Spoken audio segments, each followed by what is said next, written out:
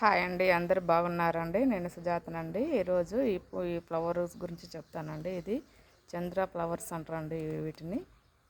మనసు ఎవరైతే బాగలేని వాళ్ళు ఉంటారో ఈ పువ్వులను తీసుకెళ్ళి నవగ్రహాలలో చంద్రుడు ఉంటాడు కదండి, ఆయనకి సమర్పించేసి ప్రదక్షిణలు చేసి నమస్కారం చేసుకుంటే మనసు చాలా బాగుంటుందండి.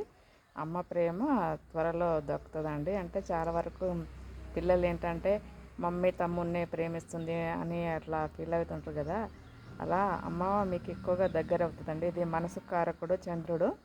ఈ తెల్లని పువ్వులతోటి చంద్రునికి సమర్పించి నమస్కారం చేసుకుంటే చాలా మంచిదండి. సోమవారం సందర్భంగా ఈ తెల్లని పువ్వులతోటి శివునికి అభిషేకిస్తే చాలా మంచిదండి. ఎందుకంటే చంద్రుడు శివుని తలపై ఉంటాడు కదండి. వీటికి మరో పేరు ఏంటంటే మామూలుగా అయితే మన వాడుక భాషలో నందివర్ధన అంటారండి. దీన్ని ముద్ద నందివర్ధన పువ్వులు అంటారు. ఈ చెట్టు ఇంట్లో ఉండడం కూడా చాలా మంచిదండి. ఏముందండి, ఈ పువ్వులను శివునికి అభిషేకించండి, చంద్రశేఖర అష్టకం చదవండి.